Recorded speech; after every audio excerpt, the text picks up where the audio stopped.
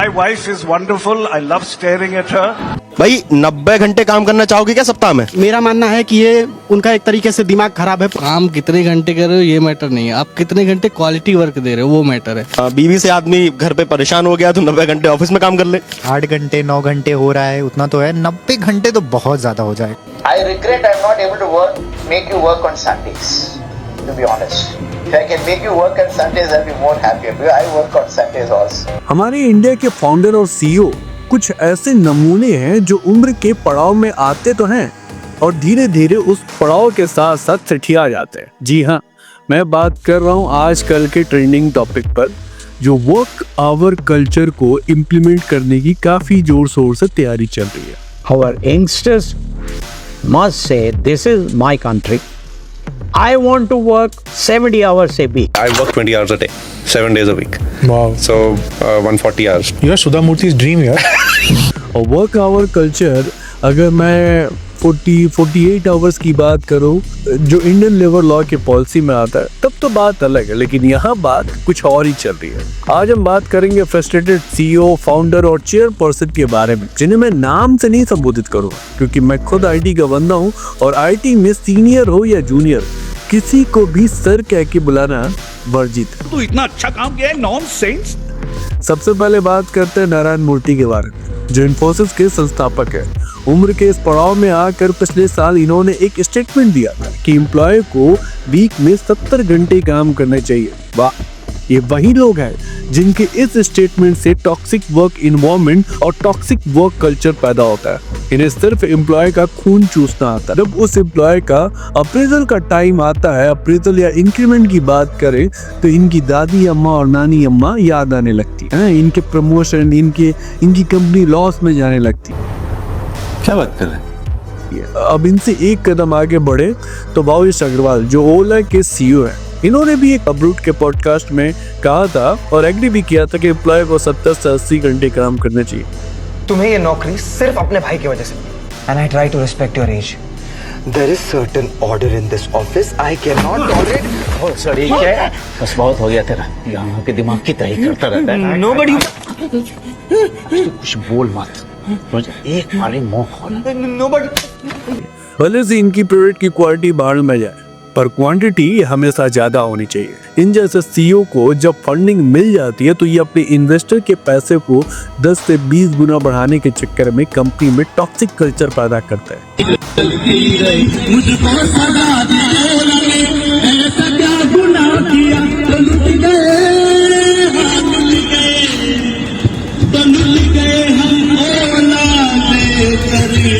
और तब शुरुआत होती है टॉक्सिक वर्क एनवायरनमेंट और फिर हम मैनेजर और वीपी और लोगों को गाली देते हैं। सच बात ये है कि कोई भी मैनेजर या स्टाफ बुरा नहीं होता। ये जो सीनियर मैनेजमेंट में बैठे लोग होते हैं उनकी सोच और पॉलिसीज की वजह से पूरा सिस्टम खराब होता है। इन जैसे सीईओ की सोच कल भी गुलामी वाली थी और आज भी है।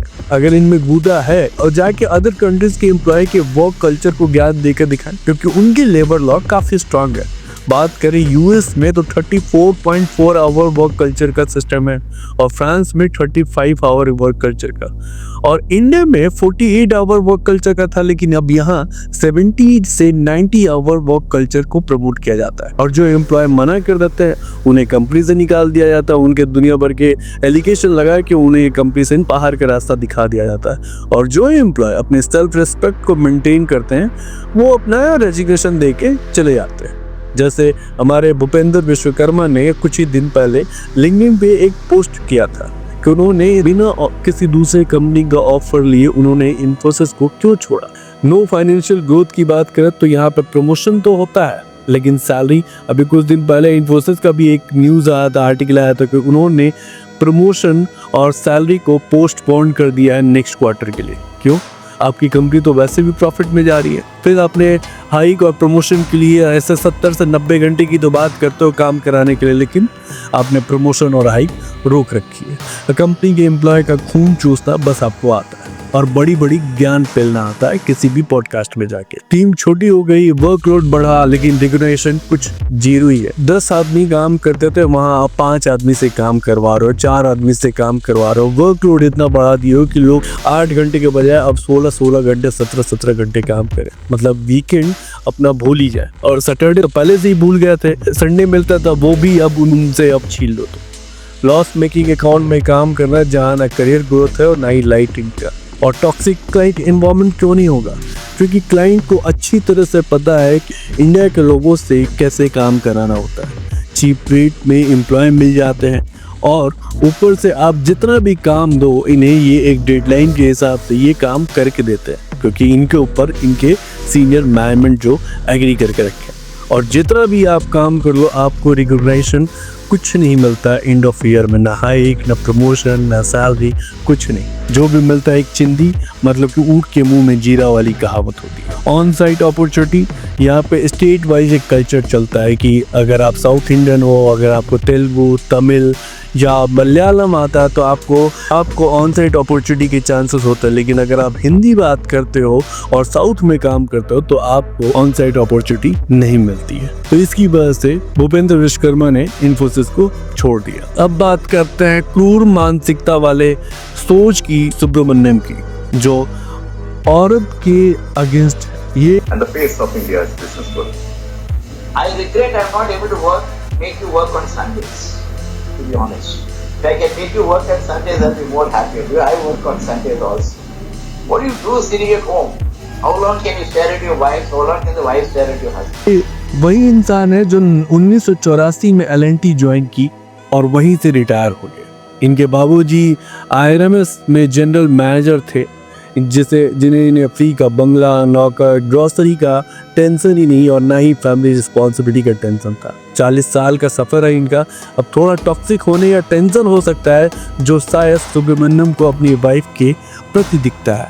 जिस तरह से इन्होंने स्टेटमेंट दिया कि संडे को घर में क्यों बैठना है, आप संडे आके काम करो, अपनी बीवी को क्यों खोलना है। कहानी बीवी को खोलने की बात नहीं होती। संडे जरूरी नहीं है कि बीवी के अलावा और भी बहुत सारे काम होते हैं। बच्चों की पढ़ाई, बच्चों के पेरेंट्स का ख्याल रखना, बच्चों के साथ टाइम एक्सपेंड करना, अपने हेल्थ को मेंटेन करने के लिए कहीं स्पोर्ट्स में ज्वाइन करना, स्पोर्ट्स खेलना। ये फ्रस्ट्रेटेड CEO और फाउंडर को क्या समझ में आएगा? चेयरमैन साहब, अगर आपका रिलेशनशिप टॉक्सिक है इसका मतलब ये नहीं कि सारे एम्प्लॉय का रिलेशनशिप टॉक्सिक होगा। वाइफ को घूरने के अलावा और भी बहुत सारे काम होते हैं। आप फ्रस्ट्रेटेड हैं इसका मतलब ये नहीं कि देश की सारी जनता फ्रस्ट्रेटेड है। और अगर आप गुलामी वाली सोच से बाहर नहीं आ पाए तो इसमें हम कुछ नहीं कर सकते।